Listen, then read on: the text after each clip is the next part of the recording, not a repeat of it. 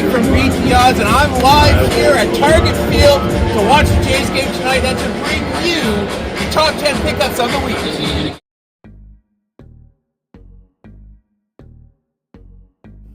Welcome back to Beat the Odds, your source for expert fantasy baseball insights all season long. We are approaching week 11 and I've got 10 players that are available in at least 40% of Yahoo leagues that you should pick up ahead of this upcoming week.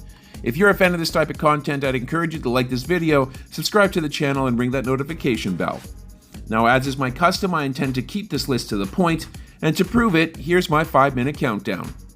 Now, before I get started, I want to thank my community for casting 1,002 votes, which helped me create this week's list. Did you miss your chance to vote?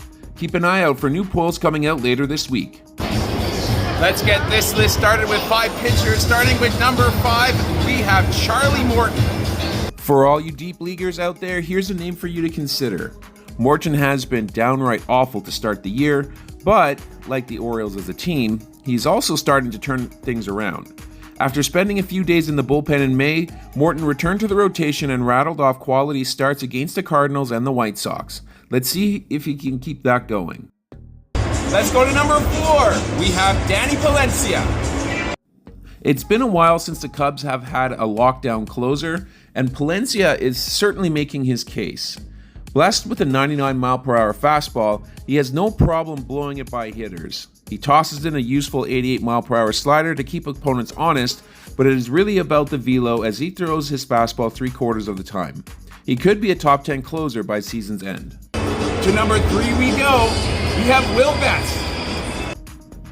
Vest is back on this list once again. Unless you aren't a fan of lockdown closers who play on the league's best team, there isn't a reason why he shouldn't be rostered if he's available on your wire. It's not like this is his first successful season. He's been a solid reliever for the Tigers for years now, and he should be safe to continue to collect saves at will. Let's go to number 2. We have Ryan Yarbrough.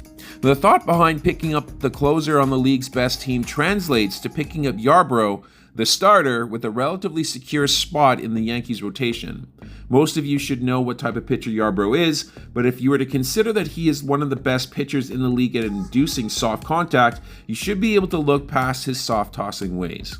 And finally at number 1, let's cue up Lance McCullers Jr. A nasty slider and an even nastier curveball is what you're going to get with McCullers. With a trend of not throwing the ball straight being rampant across the league, McCullers and his 6-pitch offering keeps his opponents guessing. If you were to eliminate his disastrous start against Cincinnati, McCullers has been solid if not somewhat spectacular piece in the Houston rotation. Go ahead and get him. Now let's move on to 5 batters here. Starting with number 5, we have Ernie Clements. It would be fitting to mention a member of the Blue Jays this weekend as I'm here at Target Field for the series. But the good thing is, with Clement, I can feel pretty confident that he's not a biased pickup, especially for those looking for batting average help. He also carries a top 10 OPS in the league against lefties, so he's a must start when facing a southpaw. Let's move on to number 4. We have the Twins' own Willie Castro. I guess it's only fair to include a twin on this list as well.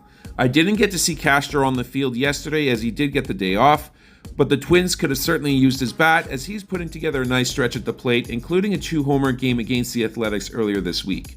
It's a pretty safe bet that Castro is going to surpass his career high of 12 homers this season. Moving on to number 3, we have Ceddanne Rafaela. We are all eagerly awaiting the call-up for the number 1 prospect in the minors, that of course being Roman Anthony. The issue has been that his playing time is blocked by a solid trio of outfielders on this team. Where I figured Rafaela was the weakest link of the 3, his stellar defense and emerging offense might give him the edge over Willie Abreu should Anthony get that call. At number 2, we got Ryan O'Hearn. There are a few players that consistently get overlooked year after year, and O'Hearn is one of them. He should be a background piece to what was supposed to be a young, offensively talented team, but he's arguably the Orioles' best hitter so far.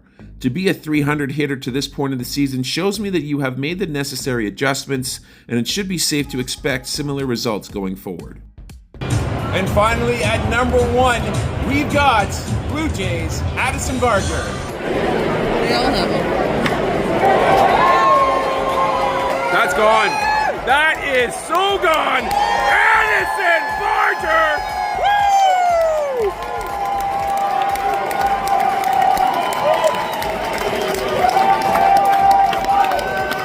Attaboy, Addison. By the way, you're on my top 10 list.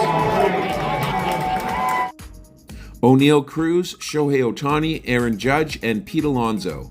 Now, what do these players have in common? It might be pretty obvious that they are the hitters with the league's top 4 average exit velocities. But guess who's at number 5? Yep, Mr. Barger. Of all the balls hit in play last night, including his missile to right, 3 of them surpassed 105 miles per hour. The Jays needed a threat to hit behind Bo and Vlad, and I think they found it.